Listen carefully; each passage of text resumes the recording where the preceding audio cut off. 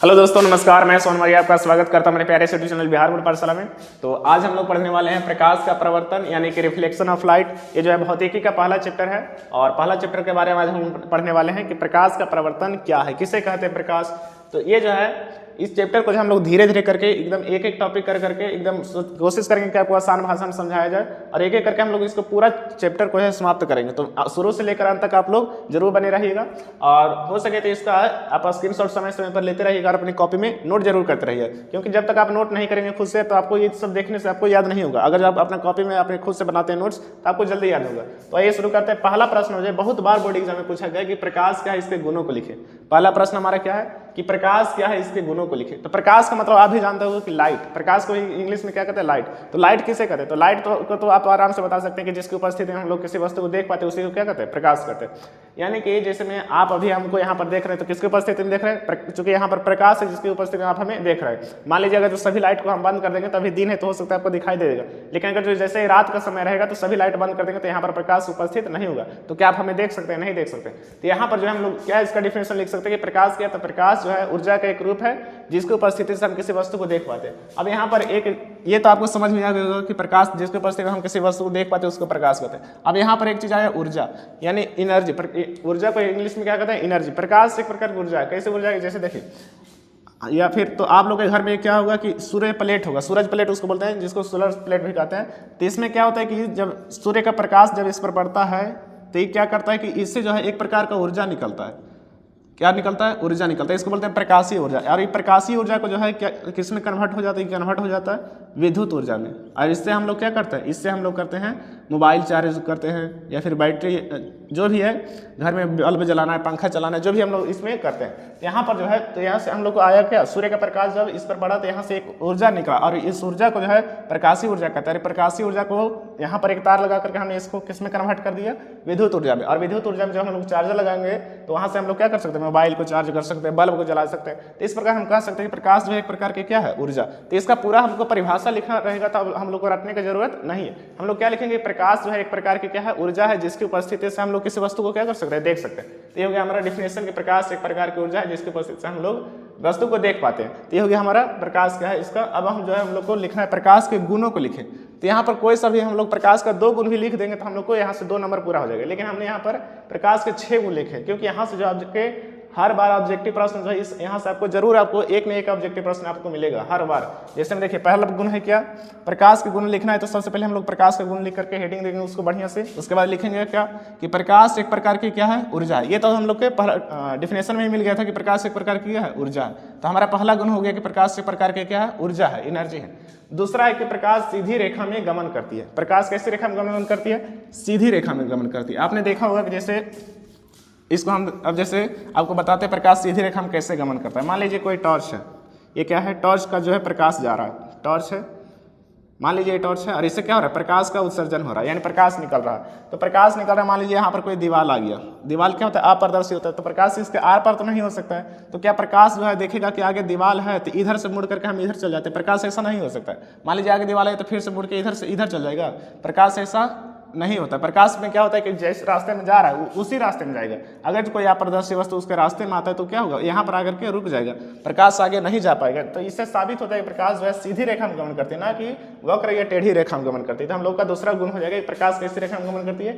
सीधी रेखा में गमन करती है। तीसरा गुण हमने यहाँ पर लिखा है कि प्रकाश की चाल सबसे अधिक निर्वात में होती है। अब यहाँ पर सबसे अधिक कहाँ होती है? निर्वात में। अब ये निर्वात क्या है? निर्वात किसको कहते हैं? देखिए निर्वात कहते हैं, जैसे मान लीजिए हो गया हमारा पृथ्वी, ये क्या हो गया? हमारा पृथ्वी हो गया। तो पृथ्वी का जो ऊपर का जो है 15 से 20 किलोमीटर का जो जब हम ऊपर जाएंगे पृथ्वी से, जब हम 15 से 20 किलोमीटर कहाँ जाएंगे? ऊपर जाएंगे, तो वहाँ पर क्या होता है कि हवा नहीं होता, यानी कि वहाँ पर ऑक्सीजन नहीं होता, वायु नहीं होता है। आप जैसे देखते होंगे कि जो भी अंतरिक्ष यात्री आते हैं वो जब आप ऊपर जाते हैं, अंतरिक्ष में जाते हैं, तो अपने साथ एक मास्क और विशेष प्रकार का एक जैकेट यानी कि बैग पहने हुए रहते हैं। और उसमें क्या रहता है कि वहाँ पर ऑक्सीजन अपने साथ में लेकर के जाते हैं, क्योंकि जैसे ही पृथ्वी से 15 से 20 किलोमीटर जब आप ऊपर जाइएगा तो वहाँ पर हवा नहीं होता है। तो जहाँ पर हवा नहीं होता है उसी को बोलते हैं निर्वात। उसी को क्या कहते हैं? निर्वात। तो आपको यहाँ पर निर्वात समझ में आ गया कि निर्वात का मतलब हुआ कि पृथ्वी से अस्तित्व वह दूरी जहाँ पर वायु उपस्थित ना, उसी को क्या कहते हैं? निर्वात कहते हैं। तो यहाँ पर क्या होता है कि प्रकाश जब आता है, सूर्य का प्रकाश जब आता है, सूर्य का जब प्रकाश आता है तो बहुत ही स्पीड से आता है, यहाँ तक जो है बहुत ही स्पीड से आता है। लेकिन जब इस निर्वात से जब नीचे आता है, जब 15 से 20 किलोमीटर के अंदर में आता है, तो यहाँ पर क्या होता है, प्रकाश का चाल जो है इसके तुलना में अपेक्षा क्या होता है, धीरे हो जाता है। तो सबसे अधिक कहाँ होता है, सबसे फास्ट में कहाँ आता है, तो वो निर्वात में आता है। निर्वात का मतलब वहाँ पर हवा नहीं होता है, तो आप कैसे याद रखना, वहाँ पर हवा नहीं होता है तो कोई रोकने वाला नहीं होता है, इसलिए प्रकाश क्या होता है, स्पीड में आ जाता है। तो यहाँ पर हमारा हो गया तीसरा गुण कि प्रकाश की चाल सबसे अधिक कहाँ होती है, निर्वात में होती है। और ऑब्जेक्टिव में आपसे पूछेगा कि निर्वात में प्रकाश की चाल कितना होता है, तो 3 × 10⁸ मीटर प्रति सेकंड, यानी 1 सेकंड में 3 × 10⁸ मीटर प्रति सेकंड। अब जैसे इसको हम लोग किलोमीटर में चेंज कर देते हैं, तो 3 × 10⁸, ये मीटर में है, मीटर को किलोमीटर में चेंज करेंगे तो भागा देना पड़ेगा कितना से, 1000 से, यानी 10⁻3 से। इसको हम काट देते हैं तो बच जाएगा 3 × 10⁵। 10⁵ का मतलब 3 पर कई जीरो, 1 2 3 4 5 जीरो, यानी ये हो गया 3 लाख किलोमीटर प्रति सेकंड। यहाँ पर आप ध्यान दीजिएगा कि प्रकाश की जो चाल निर्वात में होती है 3 × 10⁸ मीटर प्रति सेकंड। अगर जो किलोमीटर में पूछा तो 3 लाख किलोमीटर प्रति सेकंड, यानी 1 सेकंड में 3 लाख किलोमीटर। 1 सेकंड में कितना लाख किलोमीटर, 3 लाख किलोमीटर। जैसे अब इसको हम लोग दैनिक जीवन में मान लीजिए, इसका एक उदाहरण देता है आपको। आप जो है बाजार जा रहे हैं, आप कहाँ जा रहे हैं, मान लीजिए आप कहीं जा रहे हैं, आपको पर नहीं किसी दूसरा पर एग्जाम्पल देते हैं। जैसे में कोई लड़का जो है वो जा रहा है बाजार, कहाँ जा रहा है, मान लीजिए कोई लड़का है, ये लड़का जो है बाजार जा रहा है, और यहाँ पर जो है एक टेम्पू आता है जो कि चल रहा है कितना का स्पीड से, ओ माय गॉड, लड़का तो ज़्यादा बड़ा हो गया ना, लड़का को आज छोटा कर देते हैं।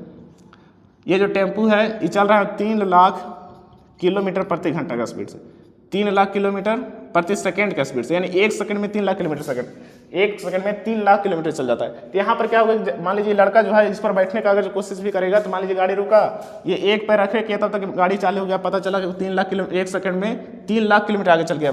अब इसको जाना था कहीं और ये चल जाएगा दूसरा देश में, क्योंकि 1 सेकंड में कितना जाता है, 3 लाख किलोमीटर स्पीड से चलता है। तो यहाँ पर जो है हम लोग यहाँ पर जानते हैं कि सबसे अधिक निर्वात में होती है, तो कितना होता है, तो 3 × 10⁸ मीटर प्रति सेकंड। अब चौथा गुण हमने यहाँ पर लिखा है कि प्रकाश की चाल अलग अलग माध्यमों में अलग अलग होती है। वो कैसे, जैसे देखिए माध्यम का मतलब हुआ, जैसे यहाँ पर मान लीजिए जल है, ये क्या है, जल है, तो जल जो है मान लीजिए कोई तालाब है, तो तालाब के अंदर क्या है, जल है, तो इसके ऊपर क्या होगा, इसके ऊपर कुछ वायु रहता है। जैसे यहाँ पर अभी कुछ नहीं तो क्या है, वायु है, फिर भी हम लोग आसपास क्या कर सकते हैं, देख सकते हैं। तो वायु में जो है प्रकाश जो है क्या होता है कि मान लीजिए यहाँ से हम कोई टॉर्च जलाते हैं, रात का समय है, टॉर्च जलाते हैं, तो टॉर्च का जो प्रकाश होगा, टॉर्च से जो प्रकाश निकलेगा वो जब यहाँ तक जाएगा तो यहाँ पर जो है ज़्यादा स्पीड से जाएगा, वायु में जो है ज़्यादा स्पीड से जाएगा। लेकिन जैसे ही जल के अंदर प्रवेश करेगा तो ये हो सकता है कि क्या हो जाएगा, इससे अपेक्षा में ये है जो कम स्पीड में जाएगा। मान लीजिए यहाँ पर 1 सेकंड में इतना दूरी आ गया, तो 1 सेकंड में मान लीजिए, आपको समझने के लिए बताते हैं कि 1 सेकंड मान लीजिए इतना दूरी आया, तो इधर जो है 1 सेकंड में इतना ही दूरी जाएगा। तो क्यों यहाँ जो है ये इसको बोलते हैं विरल माध्यम। माध्यम 2 प्रकार का होता है, दूसरा चैप्टर में पढ़ाया जाएगा। माध्यम 2 प्रकार का होता है, एक होता है विरल और एक होता है सघन माध्यम। एक होता है विरल माध्यम और एक होता है सघन माध्यम। तो विरल माध्यम में जब प्रकाश की चाल अधिक होती है और सघन माध्यम में प्रकाश की चाल कम होती है। तो यहाँ पर हम लोग लिख सकते हैं कि प्रकाश की चाल जो है अलग अलग माध्यमों में अलग अलग होती है। सघन का मतलब होता है कि घना, यानी कि कोई घना चीज़ है तो वहाँ पर आप ऐसे ध्यान रख सके, जैसे कोई घना चीज़ है तो उसमें चलने में क्या होगा, ज़्यादा दिक्कत होगा, तो वहाँ पर हम लोग को टाइम ज़्यादा लगेगा। यानी कि यहाँ जो है प्रकाश की चाल सबसे अधिक किस माध्यम में, विरल माध्यम, सबसे कम किस माध्यम में, तो सघन माध्यम। यानी अलग अलग माध्यम में प्रकाश की चाल क्या होती है, अलग अलग होती है। आपको इसको ध्यान रखना है। 5वां पॉइंट हमने लिखा कि प्रकाश एक प्रकार का विद्युत चुंबकीय तरंग है। प्रकाश क्या है, तो प्रकाश एक विद्युत चुंबकीय तरंग है। ये भी आपके ऑब्जेक्टिव में बहुत बार पूछे गए हैं कि प्रकाश क्या है, तो प्रकाश एक विद्युत चुंबकीय क्या है, तरंग है। 6वां हमने लिखा है कि प्रकाश जब एक माध्यम से दूसरे माध्यम में जाती है तो उसका वेग, दिशा और तरंगदैर्घ्य बदल जाता है। इसको आपको ध्यान में रखना कि क्या क्या बदल जाता है, तो वेग, दिशा और तरंगदैर्घ्य। जब एक माध्यम से दूसरे माध्यम में जाता है तो उसका वेग यानी स्पीड जब उसका है वो बदल जाएगा, दिशा बदल जाएगा, तरंगदैर्घ्य बदल जाएगा। तो इस जो है क्या होता है, इसका जो घटना है इसको बोलते हैं प्रकाश का अपवर्तन बोलते हैं। आपको दूसरा चैप्टर पढ़ाया जाएगा। तो प्रकाश जब एक माध्यम से दूसरे माध्यम में जाता है तो उसका वेग, दिशा, तरंगदैर्घ्य बदल जाता है, किंतु क्या नहीं बदलता है, तो उसका आवृत्ति जो है नहीं बदलता है। अब यहाँ पर आवृत्ति का मतलब होता है, जैसे आपको अभी के लिए बता देते हैं, जैसे आपने कोई बल्ब देखा होगा तो वहाँ पर लिखा हुआ रहता है 50 हर्ट्ज। इस प्रकार से किसी बल्ब के ऊपर लिखा हुआ 50 हर्ट्ज, तो इसी को बोलते हैं आवृत्ति। आवृत्ति का ऐसा ही मात्रा क्या होता है, हर्ट्ज। आवृत्ति का ऐसा ही मात्रा क्या होता है, हर्ट्ज। तो इसको HZ से सूचित करते हैं। तो मान लीजिए किसी बल्ब के ऊपर अगर जो लिखा हुआ 50 हर्ट्ज, तो इसका मतलब होगा कि बल्ब जो है 1 सेकंड में 50 बार क्या होगा, बंद होगा, और 50 बार क्या होगा, चालू होगा। 50 बार वो मान लीजिए बल्ब जो है क्या होगा, भूक भाग करेगा 50 बार। तो यहाँ पर जैसे 1 सेकंड मान लीजिए एक बार बंद हुआ, अब जैसे हम यहाँ पर बोल रहे हैं कि 1 सेकंड में 50 बार क्या होगा, बंद होगा चालू होगा। तो आप देखते होंगे बल्ब तो 1 सेकंड में बंद होगा ना, तो जैसे यहाँ पर इतना सारा बल्ब जल रहा था, यहाँ पर एक भी बल्ब जो है हमको नहीं दिखाई दे रहा है कि क्या हो रहा है, बंद हो रहा है। तो यहाँ पर हम लोग को दिखाई क्यों नहीं देता, क्योंकि ये 1 सेकंड में जो है 50 बार क्या होता है, बंद होता है और 50 बार चालू होता है। तो कितना बार 1 सेकंड में 50 बार बंद हो जाता है, इतना जल्दी जल्दी बंद होता है कि हम लोग को क्या होता है कि पता ही नहीं चलता है। तो यहाँ पर प्रकाश का जो चाल है, प्रकाश जब एक माध्यम से दूसरे माध्यम में जाती है तो क्या क्या होता है, उसका वेग, दिशा, तरंगदैर्घ्य बदल जाएगा। क्या नहीं बदलेगा, तो उसका आवृत्ति नहीं बदलेगा। तो ये जो है आपका 6 पॉइंट हमने लिखा दिया, जिसमें से आपको कोई सा भी 2 पॉइंट का करना है, लिखना है।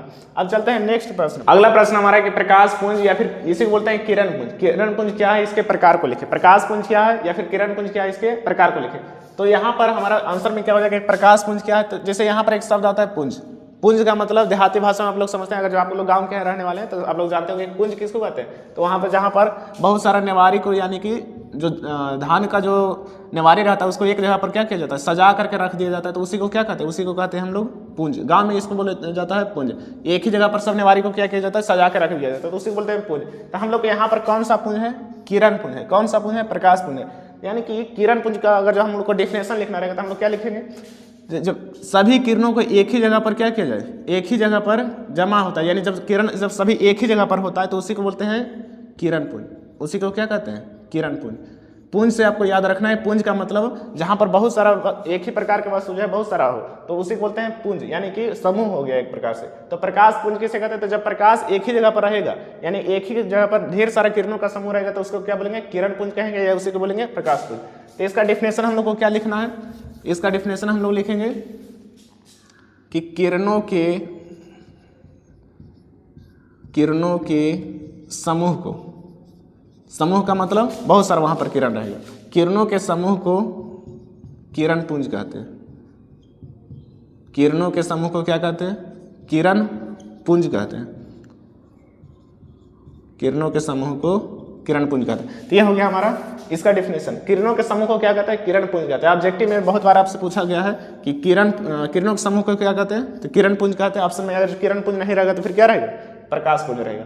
अब इसके हम लोग को प्रकार को लिखना है, तो इसके प्रकार जो है 3 प्रकार का होता है। तो हम लोग को फिर से लिखना है किरण पुंज कितने प्रकार के, किरण पुंज 3 प्रकार के होते हैं। किरण पुंज 3 प्रकार के होते हैं। कौन कौन होता है 3 प्रकार का, तो पहला होता है, एक होता है समांतर किरण पुंज। पहला हो गया समांतर किरण पुंज।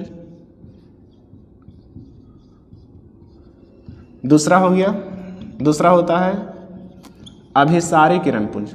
दूसरा क्या होता है, अभिसारी किरण पुंज।